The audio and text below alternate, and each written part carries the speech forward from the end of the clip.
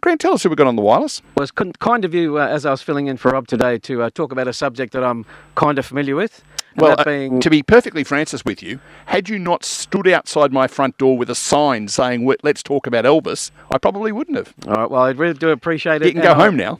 And I thought we'd go to one of the websites that I read regularly is Elvis Infonet. It's the Elvis Information Network. And the man behind it, or one of them, is Piers Beagley, and he joins us on the phone this morning. Morning, Piers, and thanks for joining us. Hey, good morning, guys. Three blokes chatting. Indeed, yes. Yes. I won't say very much. I might be 2.5 blokes chatting in this conversation, I think.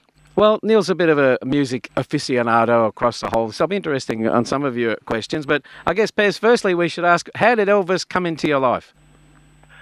Perhaps I'm a bit too young to have been there at the start, but it came through my brother's record collection. He went off to college and he left me all his old vinyl to play, and lo and behold, there was a stack of Elvis hidden in there. Was there one particular song that you remember listening to, or was it just the look, or what was it that attracted you? Grant, it was such a nice LP that made the difference to me. Which is funny because when Elvis had just come back from the army. He did his Elvis is Back album. There was a spin-off EP which had 4 classic tracks on it, very bluesy, very rocky, and you played Girl of My Best Friend, which came from that session as well, and I just thought, these people are great. The Beatles were around at the same time. I think my interest in Elvis is because before Elvis there was nothing in terms of rock and roll or R&B for the masses. It was still band stuff like Louis Jordan, and then Bill Haley was coming along. But Elvis did change everything, and I think everything since then has been affected by Elvis's music. Yeah, sometimes I don't think he gets the respect that he deserves for what he brought to the world. Why do you think that is? I think the problem with Elvis was that his last era was the 70s, and that was when punk and new wave were coming along, and people were not looking at men in white lycra jumpsuits, and that sort of joke about Elvis being fat and overweight and over 40 and why is the king of rock and roll. So many of the tabloids of the time printed photographs of Elvis looking fat, not looking his best. And he sort of became a joke to the tabloids. I think the people who really understood his music never thought that, and they still describe strangely his 1970 concert that is about to be featured in the new Baz Luhrmann movie. They still say it's his fat period. He was so lean and so fit in 1970 and so skinny. You can't describe that as his fat period, and yet they still think of it like that. So I think in terms of new wave and the punk movement, he became a little bit of a caricature of himself. Maybe it's possible that if he'd actually only done his 50s material, if he hadn't become a success again in the 60s, he might be more respected just because of his amazing 60s work. Do you think it would have helped if he toured the world? Definitely. If he toured the world in the 1970s as was planned, it would have made a big difference because there were a lot of people who need to see him, and without the internet, people were just getting fed what the tabloids wanted, and the tabloids want to make funny stories and clickbait in those days, so they weren't clickbait, and I think that demeaned him. Whereas I think if he'd been touring in 1970, 71, 72, he could have definitely done a worldwide tour. It would have piqued his interest in doing something new. He always said he wanted to tour overseas, and we would have seen Elvis certainly in Japan, certainly in Australia, definitely in Europe. It would have made a big difference. Colonel Tom Hanks, of course, stopped him, didn't he, from that movie? Parker. Hanks, indeed. Well, let's go there, Neil. A recent Peter Gorolnik, who has written some great couple of Elvis novels and also about other music. The two Elvis ones, if you want to read about Elvis, those two are amazing. Last Train to Memphis and Careless Love. They are absolutely brilliant. He's just written a book about Colonel Parker, Elvis's manager. I use that word advisedly. Yeah. And Nigel and Piers has got a fantastic review on the website. But can you tell us a little bit about the book Piers, what is it like? It would still be a fascinating read for Elvis fans, and the fact that there are Colonel Parker's letters printed that you haven't read before, it shows to manage Elvis how the man the publicity. There's no question that Colonel Parker was one of the best publicists at the time. Certainly in the 50s, he knew how to make contact with the TV network. He'd looked after the tours of the southern states. He knew how to get Elvis big exposure very quickly. But he was a much older man, and so I think he lost his edge, and he just kept repeating the same old stuff. As we know in the 60s, that he made Elvis bang out. Of course, signed the contract, agreed to these things. But if you're a manager, surely you know that your artists, like the Beatles, you just put out one album a year, you just put out one movie a year. It's enough creative work to do that. It means they're going to be massive, billions of dollars. Piers, we're actually losing you. You're going a bit crackly. I don't know whether you can move to somewhere a little bit more friendly in terms of the reception. Sorry, I'll try and do that.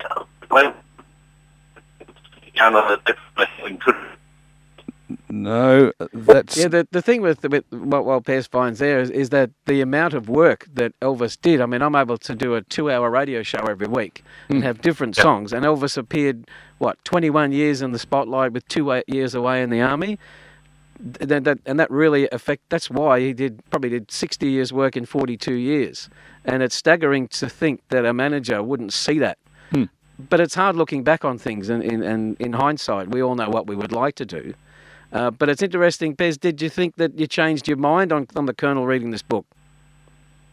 I think the trouble with the book is there have been several Colonel Parker books put out beforehand, and Guralnick said he's been working on this book for 30 years, so he needed a new hook to publish. He actually decided to make it a book saying that Colonel Parker was misunderstood, that Colonel Parker actually did a great job of being Elvis's manager. And in the book, he does sort of prove that, but he leaves out so many key facts where Parker basically ripped off Elvis, and they're not in the book, not even mentioned. So I think it was quite a deliberate attempt to change the storyline, and that was a good way of getting publicity. That's a good way of getting himself on television in the States, on the media and so on, in the newspapers. They're all running the same line. The publicity is the same. Colonel Parker misunderstood. Colonel Parker did everything he could to look after Elvis, which is, as we've seen in perhaps the Baz Luhrmann drama, that's really what's the case. Well, in that movie, there's a scene where the Elvis character fires the Colonel on stage, which didn't happen. It happened backstage. Is that detailed in the book? It is. That is detailed in the book because it's very sad letters that come from the Colonel to Elvis just after the firing, where he's trying to plead with Elvis to talk to him and try and understand him. But of course the book is just Parker's letters. You don't see the other side. There's no quotes from the Memphis Mafia saying that Elvis was furious with the Colonel or something like that. It is very biased towards the Colonel's point of view. But also there's the reasons why Elvis might be angry are not detailed in the book. Because you touched upon, Piers, about the fact that he was an older man, and you look at the Beatles, who were obviously the comparator, and they had Brian Epstein, who was a young man in his 20s. Do you reckon he lost touch with the audience? I mean, the audience clearly was getting older, but there was no regeneration underneath it. Now there is, but there wasn't at the time. I suspect that doesn't help. No, that doesn't help. And the other thing about the Brian Epstein comparison is that Brian Epstein managed the Beatles, got them their movie contracts, got them to record their recording. But Brian Epstein had 11 other acts that he was managing at the same time. The Dakotas, Cilla Black spring to mind. So he wasn't only the Beatles manager. And that also meant he had, I'm sure the Beatles were his main income. Brian Epstein had income coming from 10 other acts as well as the Beatles. Yeah, so it does make something of a difference, doesn't it? The other thing that puzzles me a little bit, and I know why it was done probably to an extent, but Elvis's period in the army basically was a circuit breaker for his career, wasn't it? It sort of said, no, stop. Now, we know that Normie Rowe was the Australian equivalent, if you like, a very much watered-down version of it, brackets, friend of the blokes, close brackets. But, again, he was never the same afterwards. How much damage do you reckon the stint in the army did to his musical career?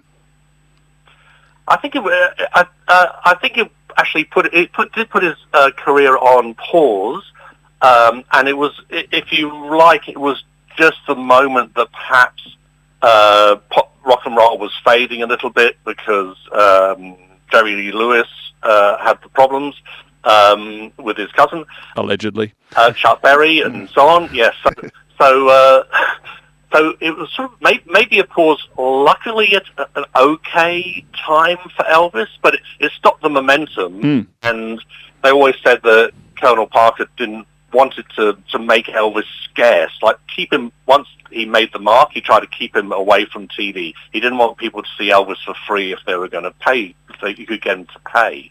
But the time wasn't too bad. Elvis played a lot of music to himself when he was in the army. He regrouped what he liked. He heard a lot of other things, which made his comeback in the 60s so amazingly. He had a comeback in the 60s, and then he had a comeback in 68, 69, and pop stars don't get three comebacks. That really is unique to Elvis. I guess the other thing is, too, the fact that he was in Germany meant that he would have been exposed to a different type of music than what he would have been if he was exclusively in the US.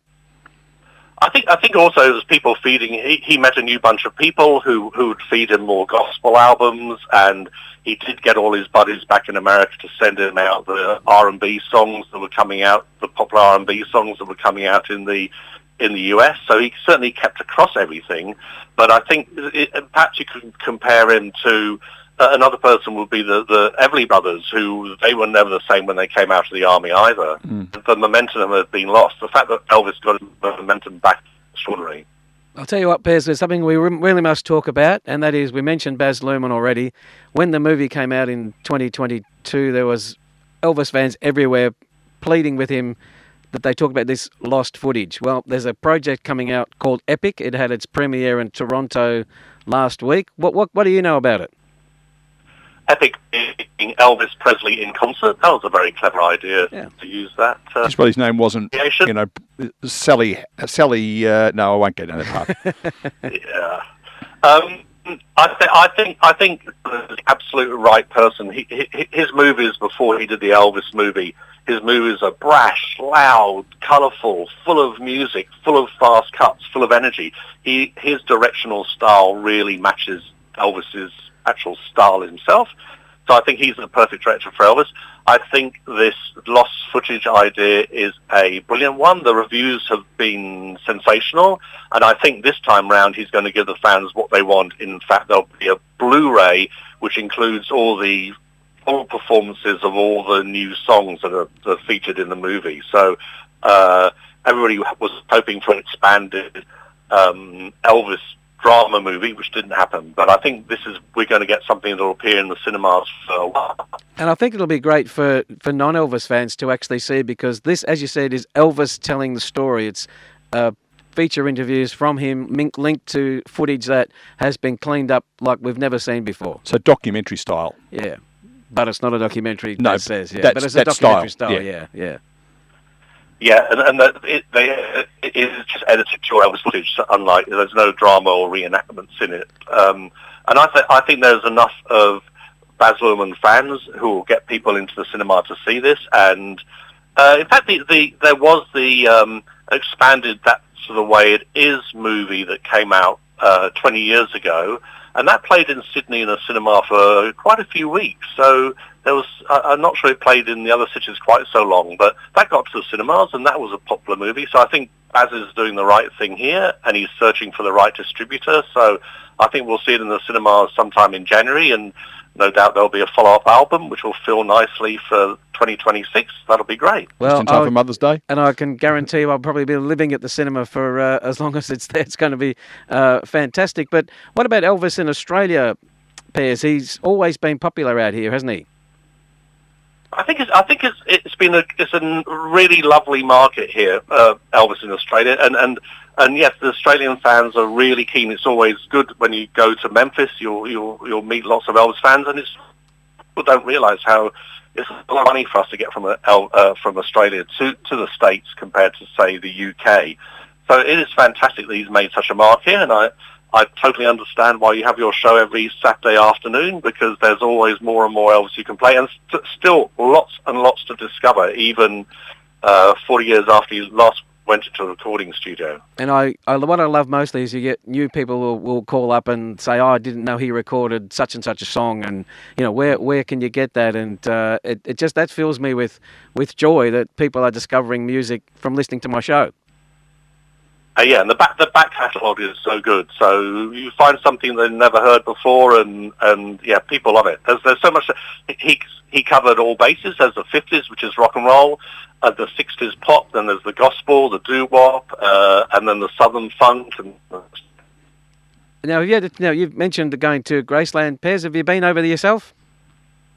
I have. I've been over there 3 times. I've taken tours from the Elvis Information Network, the website that I have here. We have our own fan club, and I took 2 groups over there back in 2007 and 2002. We went over there for the anniversaries, and it was a fantastic experience. It's incredible. Paul Simon's been there too, apparently. He made a song about it. He did. Yeah. Has been there. Yeah, the Mississippi Delta was shining like a national guitar. And Mark Cohn was walking in Memphis one day. And saw Sure. Now, let's talk about the Elvis Information Network for a minute. How did that all start? The website obviously is elvisinfonet.com, but how did the actual information network begin? Nigel Patterson, who I think you know, who lives in Canberra, he started a small fan club back in '86. I think the date was, looking it up, in Australia. But he started a small fan club, and that morphed into the Elvis Information Network fan club. And then then it was natural when and we still do newsletters every 3 months for paid up fan club members, and there's a quiz every year and so on. So there's still that side of it, even after all these years. And then, of course, there's the website itself, which is just daily information of what's happening. I'm not a great Elvis impersonator fan, but I put up details about Parks Elvis Festival last night. We got something in common then. No one is Elvis, right, Grant? I'm with Elvis. Yeah, that said, he's wearing a white leather jumpsuit while we're talking at the moment, Piers. Well, so am I. Grant said it was going to be a video jumpsuit on as well. Yeah, no, he looks really good in the big hairdo too, I can tell you for nothing. Yeah, Neil, I'm not so sure about it. So, a little bit tight round your tummy. Yeah, no, there is that. I couldn't wear one. There's no chance at all. We interviewed a guy, I reckon earlier this year, maybe late last year, who was a nutcase ABBA fan. And I say that in a caring, loving and supportive way, you understand. I describe you guys as nutcase Elvis fans, so it's an endearing term. Very good. And he manages something probably called the ABBA Information Network or something similar to that. Yeah. The amount of time that goes into managing a website of any type, I know, I do a little bit of that myself. How much time is spent on the website each month or week by the team behind it? Oh man, each month or week? You're talking daily here, I'm sorry. You know, I was looking for a cumulative total. All right, each day. I would put 2 hours in probably every single day when I find time, and the thing I like doing the most is reviews and digging deep into the music and the new releases and why this new release sounds different and why this new release is worth buying. I try and praise people have bought it. I don't find out what's good about something. I'm very reluctant to buy a product and slag it off and say it's no good. So I try and steer people to quality product. Nigel is our book fanatic, and he delves deep into books. But there is a new book coming out this month on Elvis's 5 Sun records, and yesterday afternoon I started an interview with Warren Schubert, who's actually publishing the book. So there's always something new, and my lovely partner often says, get away from that computer and come out in the garden and start doing some digging. Yeah. But you know, it is incredible because I'll get things delivered to my workplace, and they just cannot believe that I'm still getting Elvis items all these years later. And quality. I mean, and I think the thing is, and quality stuff, and often some. Yeah, I will quickly mention. I know you're looking at it. This recent box set came out about a month ago, called Sunset Boulevard, and it's 50 years of Elvis doing a Today album in 1975 and Associated. The first two CDs on those, I've never heard them better. So if you're listening to the shows this afternoon, it's a feature on Sunset Boulevard, 5 o'clock this afternoon. Oh, so this is a gratuitous plug for your radio Little plug, program. yes. Right, okay, but it's not a bad box set, is it, Piers? No. I think they didn't do the best with the 3 CDs that follows in the box set. They could have made it a tighter collection, but the first 2 CDs are absolutely fantastic. They're worth playing again and again. And yes, I've bought them before, but this is the version I'm going to be playing from now on. They sound fantastic. Well, I've got 7 versions of Dark Side of the Moon and 8 versions of Sgt. Pepper, so I get where you're coming from, albeit for a different artist. Piers, we've got to get going, sadly, but... Because we could talk Elvis all day. Clearly, and so we need to know where people can find this website. It's Elvis Net. So it's Information Network is the name of the fan club, and it's www.elvisinfonet.com. If you just type Elvis, if you Google Elvis Information Network, it'll come up, and we've been there for 25 years, and I think we've got a few more years still left to go, as I'm sure Grant will tell you. Absolutely. Well, at some stage in the next 48 to 72 hours, we will edit this interview down so that you can put that on there as well if you want to put that there. Sadly, we've had a bit of telephonic trouble. We've had you breaking up a little bit, but there's still some stuff there that your visitors might want to have a listen to, so we'll certainly get that to you as well. Fantastic. Thank you so much. You have a great day, you guys. Thank you, Piers, and I'll be in touch. I'll have Piers on the show. He can pick some of his favourites in a few weeks. But thanks for joining us today, mate. I'll listen to you tonight, this afternoon. Thanks, mate. And that's a promise you'll be in touch, not a threat.